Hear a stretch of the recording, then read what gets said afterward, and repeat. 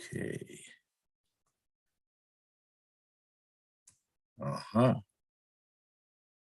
All right. Well, we are live, but at the moment there's just the two of us. So there's nobody to chat with. So I will wait and see if we admit anyone. Otherwise, I'll just launch into my spiel for posterity. I probably should do that. Time is at a premium. So I am Allan Batchelder, the author of the Immortal Treachery series, 5 novels of grimdark fantasy. And I'm hoping to talk a bit about that towards the end. But today, what I really want to do is read you the opening couple of sections of my new book, which comes out on May 3rd, although it's available for pre-order now. It's called This Thing of Darkness. And it's the story of Shakespeare's second life in the Jamestown colony in America, where he runs afoul of hostile locals and mercurial natives and even a horrible monster out of legend. And this book would appeal to fans of low fantasy and horror and historical fiction, fans of Shakespeare, even fans of LGBTQ. There's some great stuff in there. And it's already getting a lot of really, really wonderful reviews on Goodreads from ARC readers. So I thought what I would do is read you, as I said, a little bit here. The opening 2 sections. Chapter 1, The Wild and Wasteful Ocean. Somewhere in the Atlantic, April 1619. The dead man cowered in his bunk as the ship about him lurched and groaned on the storm-churned sea. The hull growled, the timbers whined, and the mast protested endlessly.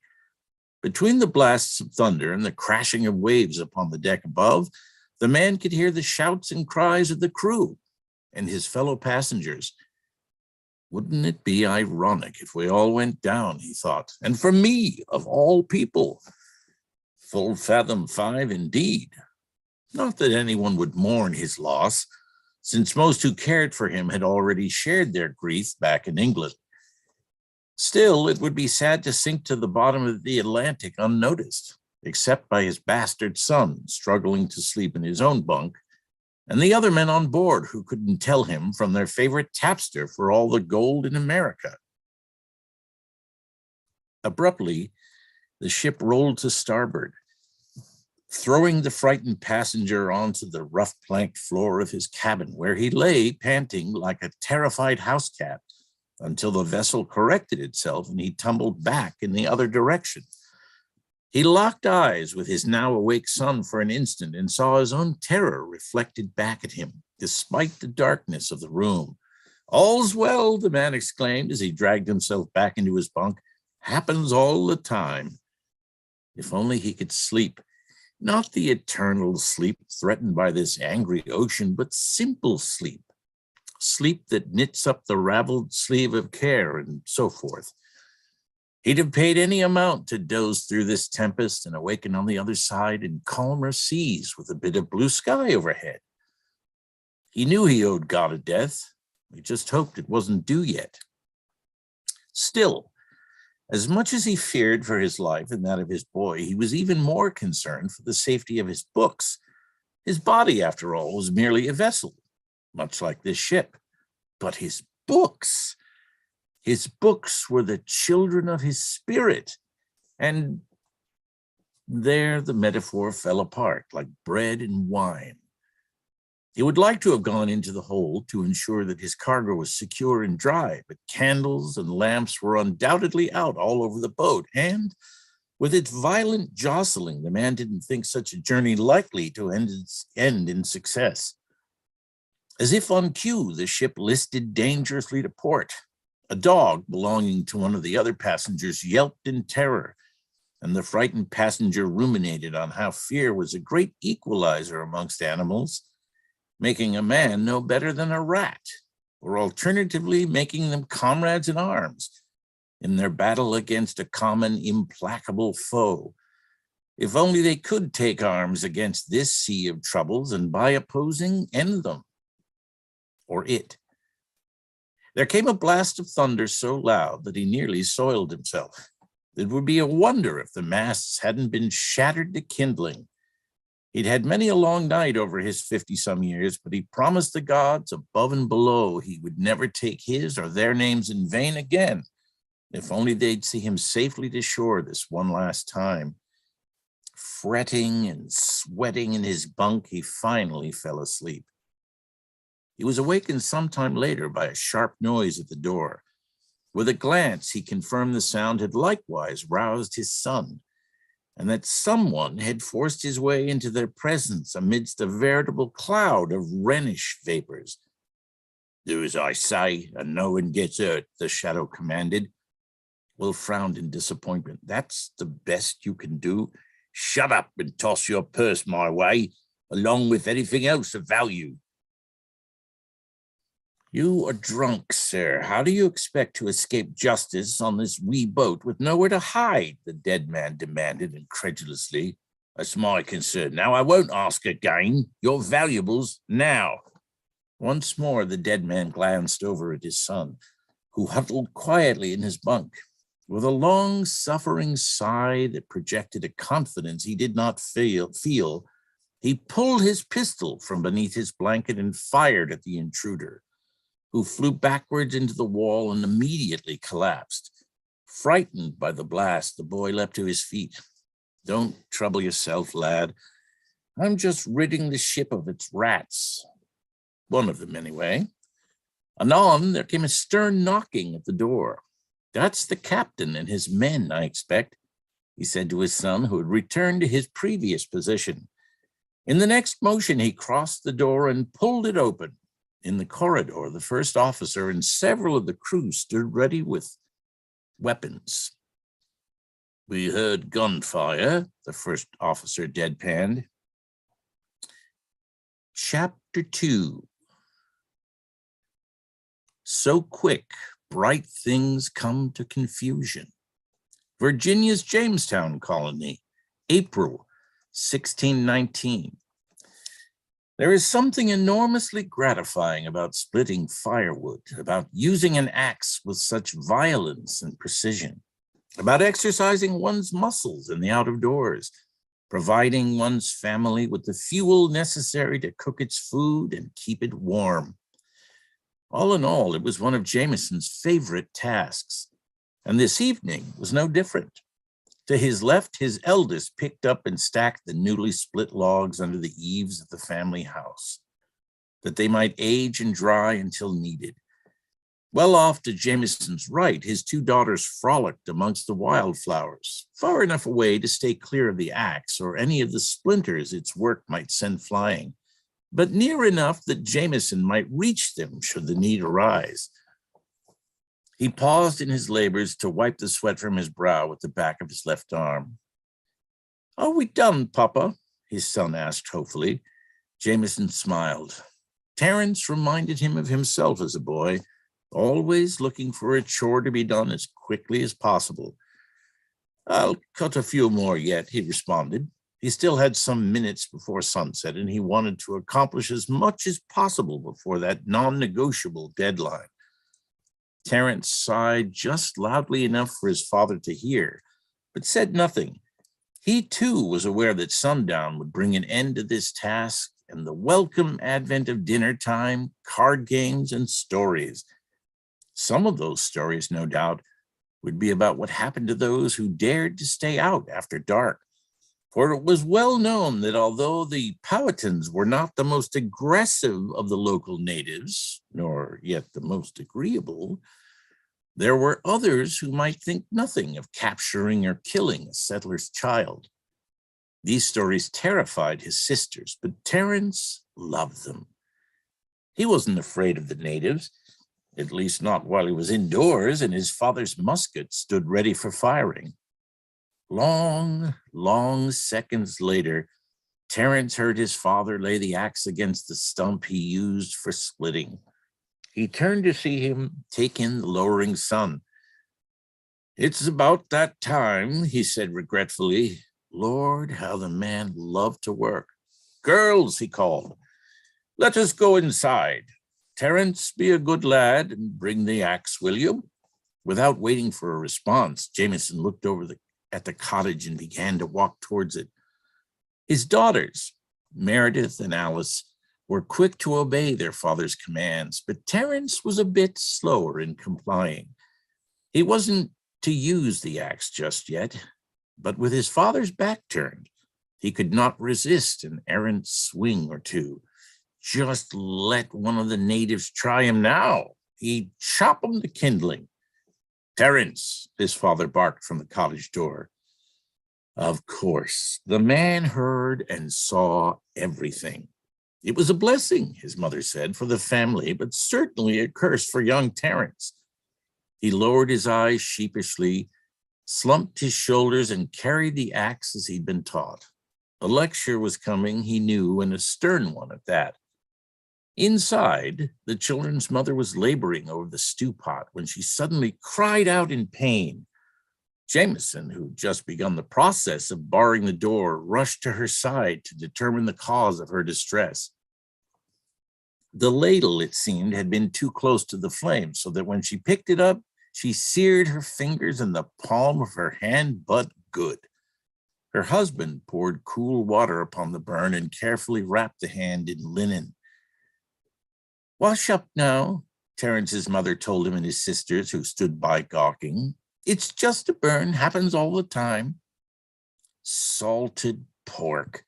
How Terence hated it. He would have given anything for a bit of venison. Alas, salted pork was what there was, and it was that or nothing, as his father so often reminded him. Still, Terence would rather have eaten his shoe.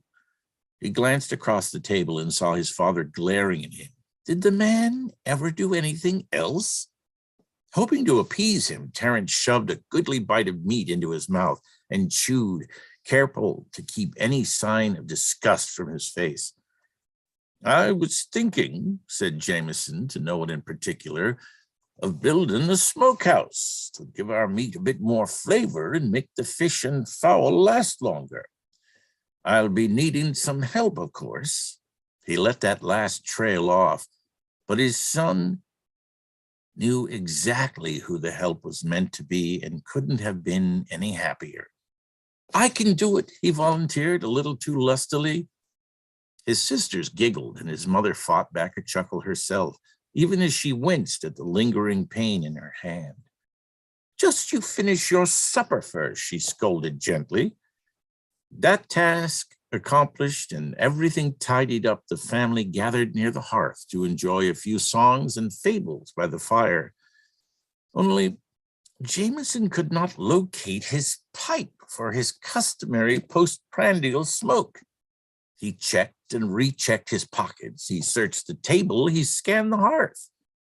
"You left it outside, Papa," Terence reminded him, "by the chopping block." "Did I?" Jameson asked in obvious disappointment. "Well, I suppose I'll have to do without." But his son, eager for his father's approval, rushed to the door Jameson had never quite finished locking, threw aside the bar, and rushed out into the darkness. In a panic, Jameson and his wife dashed after their son, calling his name and demanding he return. They were stopped cold by a terrible roar, unlike any sound they'd ever heard. "It's a bear," Jameson cried out, but he didn't believe it. As he turned to fetch his musket, he was hit in the back by something heavy and hard that knocked him onto his belly. His wife and daughter screamed and continued to scream. Jameson rolled over and saw Terence's bloody head on the floor to his left, gazing over at him with a look of utter confusion, and be damned if the lips weren't moving. "Shut the door," Jameson yelled to his wife, the only one close enough to manage it. But it was already too late. So that is the opening of my my latest book, This Thing of Darkness, which will be dropping on May 3rd, although you can certainly order it if you go over to Amazon, for example. It's available for pre-order. So let me just show you. Here it is, This Thing of Darkness. I was going to tell you a little bit about Immortal Treachery. I just want to share a tiny bit more about This Thing of Darkness first. So This Thing of Darkness is comes out of the authorship question for those of you Shakespeare buffs. There's been some question for 150 years or more about whether Shakespeare wrote his own books. And I've been down that rabbit hole a few times. I'm strongly in Shakespeare's camp. But one of the gimmicks they always use is the supposed real Shakespeare, whether it's Christopher Marlowe or the Earl of Oxford, faked his own death and went on to write Shakespeare's plays. And I was thinking to myself, well, why couldn't Shakespeare fake his own death? And what would he do? Where would he go if he were able to do such a thing? So there are a couple of references to the New World in his plays. One is in Comedy of Errors, and one is in The Tempest, of course. And he was a very, very curious individual, whoever he was. So I imagine him faking his own death and coming to the New World and running into all sorts of problems.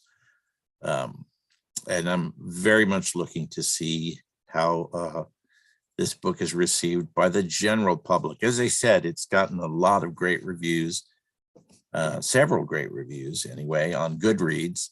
And I can't wait for May 3rd.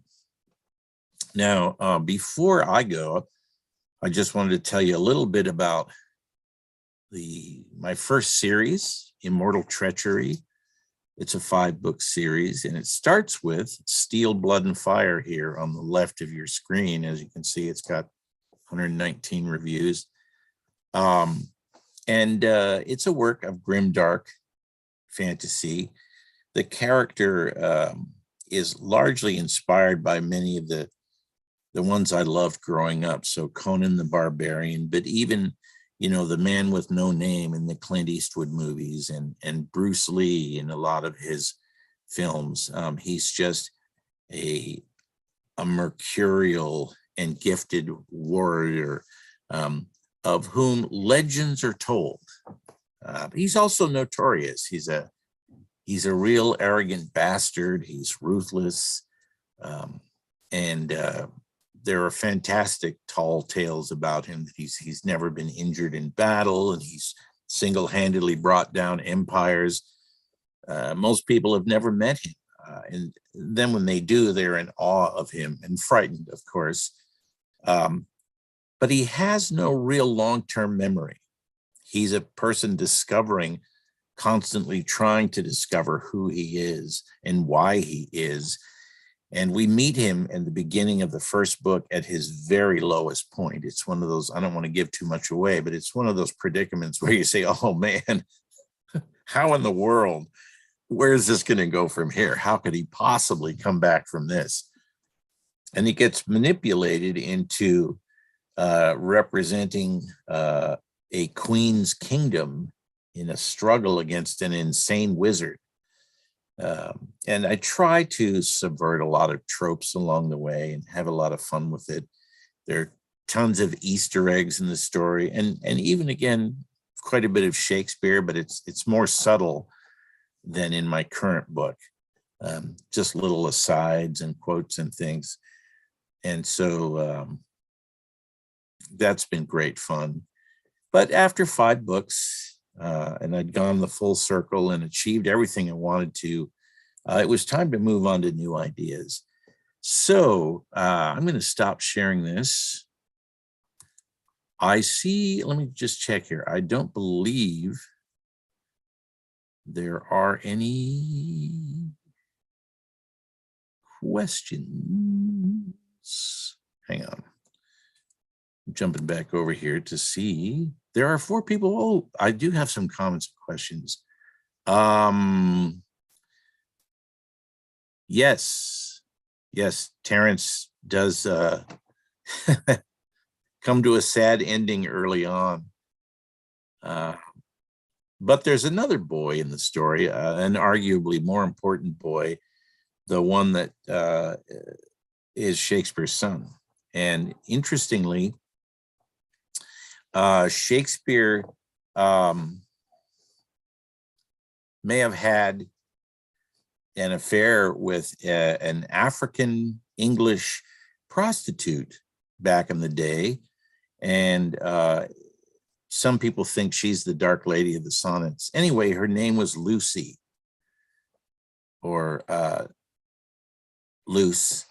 And so I'm imagining that perhaps Shakespeare fathered an illegitimate child with her, a child that he was unaware of until it's time for him to leave England. So I think there's a lot of intrigue there.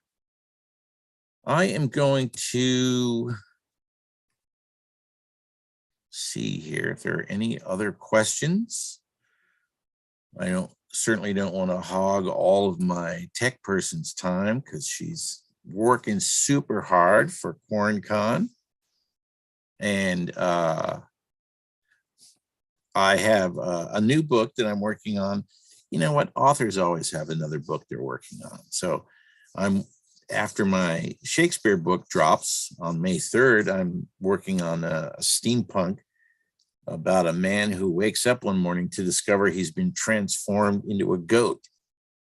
And this is sort of a father-son project because my son recently graduated from college with a degree in art, and he's kind of a cartoonist. And he will be doing the cover art and some designs, some illustrations inside the book.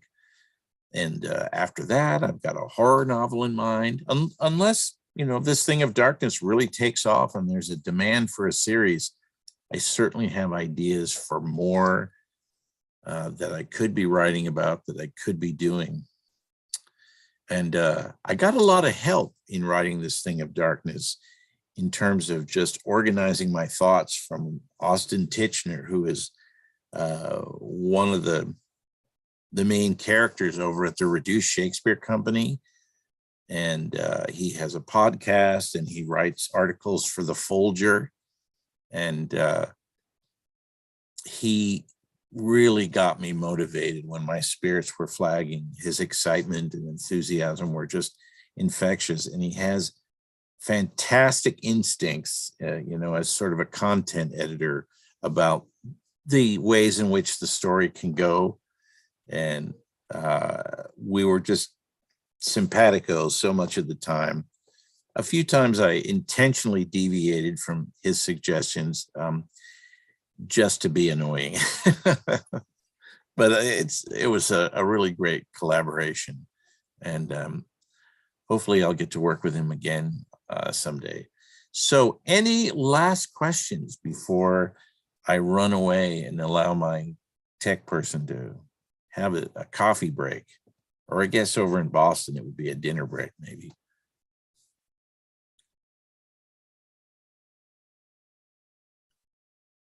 I see there are a few of you there. Maybe I'm not scrolling down the screen enough. No, okay.